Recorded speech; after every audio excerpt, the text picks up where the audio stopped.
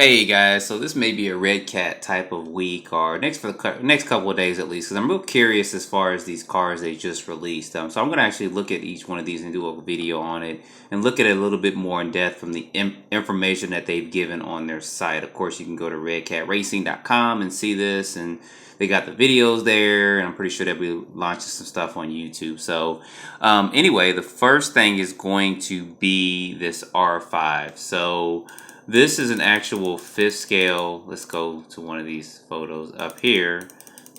This is going to be a fifth scale monster truck, four-wheel drive, of course, that is capable of running 6 through 8S LiPo. So that's a good thing. Now, the MSRP price is $879.99. So I'm thinking that this is probably going to be priced around the same price as the X-Max. I think the X-Max is $899. So my mistake on that on the other video, but the X-Max I think is $899, the 8S version, and this is $879. So they'll probably bring this around to the price of $799, which I think was the price of the 6S X-Max. But this is going to be something that is going to be a competitor to it, because this is going to be bigger than the X-Max, of course, and it's going to be bigger than the Sin Colossus as well. And looking at a couple of things with this and with this design and stuff, it looks to be pretty beefy. Trying to find some, I know they have some at the bottom of the chassis.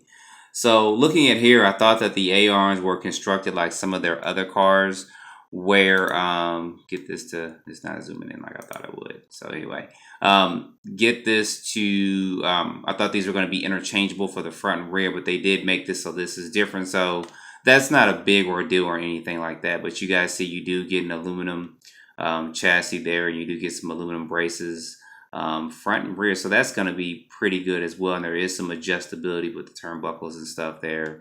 Tire compound looks to be pretty good. Let's see if we can find what size hexes these are. These are probably going to be 23 millimeter. Hopefully there's not an odd millimeter hex on here, because that would make it kind of hard to put other tires on there, but we'll see what that is in just a minute. So here's the layout of it. I like this layout because it's just simple. You know, no plastic chassis. It doesn't have aluminum chassis, which is good, and it also has aluminum threaded shocks and stuff. And I like the way the color kind of matches up with the chassis. And I like it that they have these battery straps, which are Velcro, which is good. You don't have to worry about trying to fit something in, you know, side plastic containers or anything like that. Or if you put a puffy battery, because some people do run in puffy batteries, you don't have to worry about trying to squeeze them in there and those batteries not getting any air or anything in there. So I believe it's 160 amp speed control, which we'll find out in the specs in just a minute. And I forgot what the kV is on the motor, but we'll find out as well. But you guys see here, it has dual motors or dual fans on the motor, plus a heatsink. So Redcat is making sure that when you run this on 6S or 8S, that this thing is not overheating. So looking here, it looks like the dog bones are going to be pretty thick on there. I wish they had maybe put something up here. Maybe we can put a light bar on there, but you can always Dremel or put some holes in the body and put lights there to have 4 lights up front. Which, if I think about getting this, I'll probably end up doing something similar to that. Looking at this hex size, I'm just guesstimating this is probably off, but this does seem to be 17. But we'll find out when we get lower in some of these specs here. But this does look to be pretty good. Every time I click this, it's actually just readjust the screen. So anyway, going down, they do have a lot more information on this.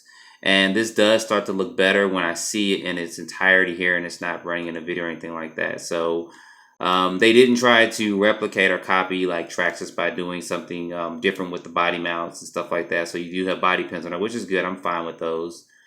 1/5 scale 4x4 monster truck. They got some pretty good shots on here. You can see more of the body and the way they've done the paint scheme and stuff on it. So it looks to be pretty good. So 8S power system, yeah, that's good. So here's some of the dimensions of it.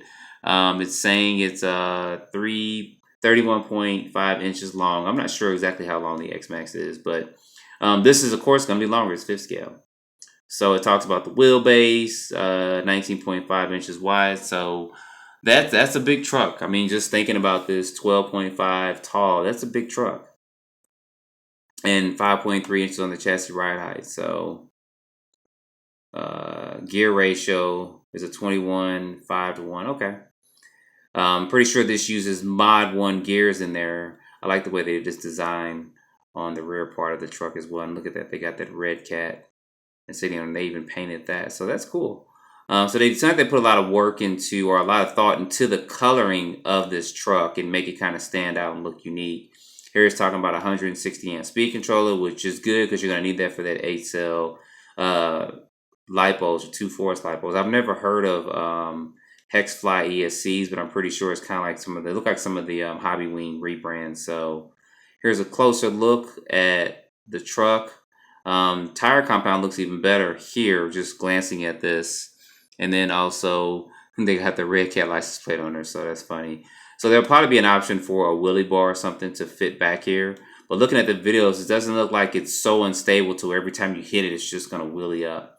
And I'm not sure if the video we saw was of it running on 6S or not. Yeah, here we go. 23 millimeter wheel hex. So it is 23. So there we see it there.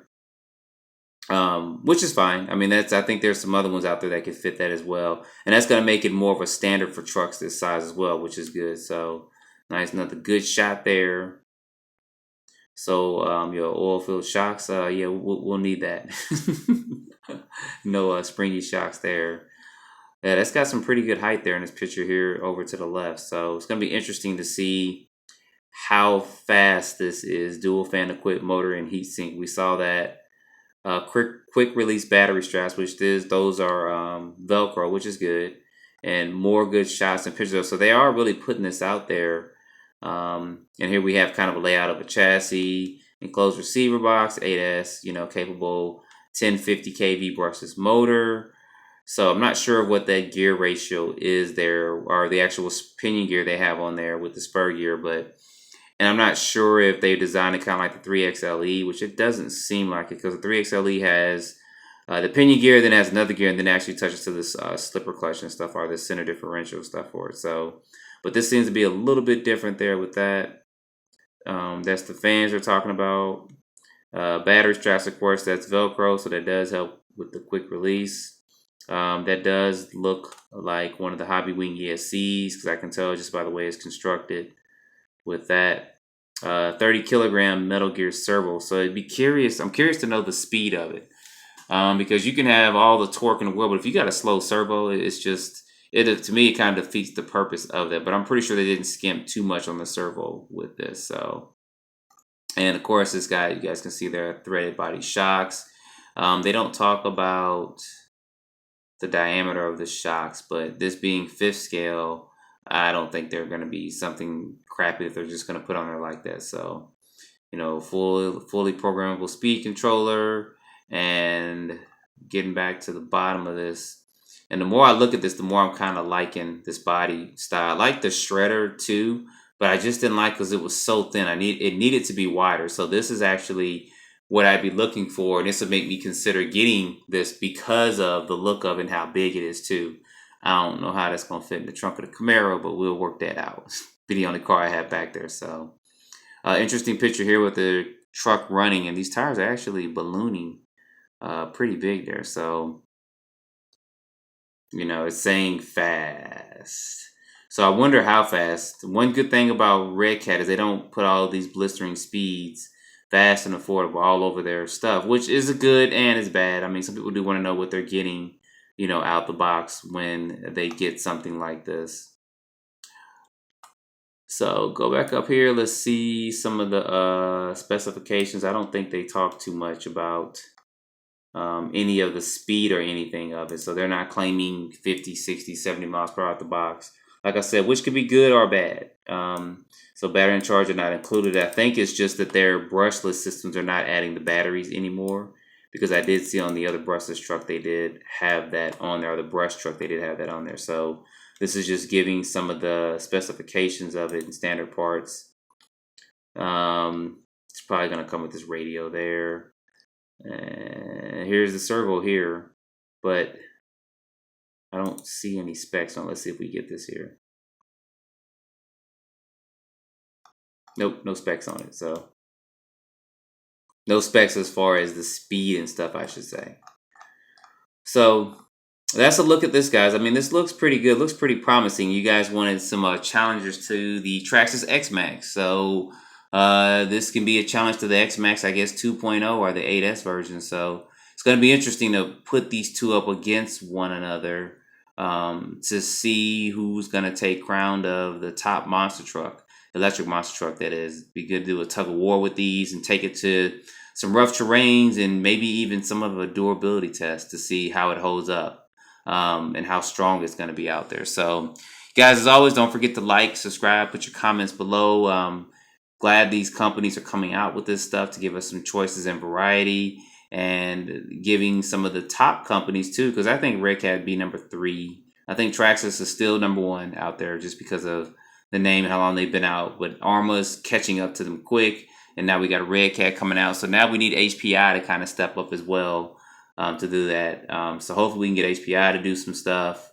And then, of course, we got Losi and Associated, but we're talking more on a bashing level, not a racing level. Losi's got 1 or 2 bashers. Associated is trying to work on it. So we'll see what they do in the coming year or so. But that's it for this video. I'm going to look at some of the other trucks as well. So stay tuned for more videos on that. Don't forget to like, subscribe, stay tuned for more videos. Thanks for watching.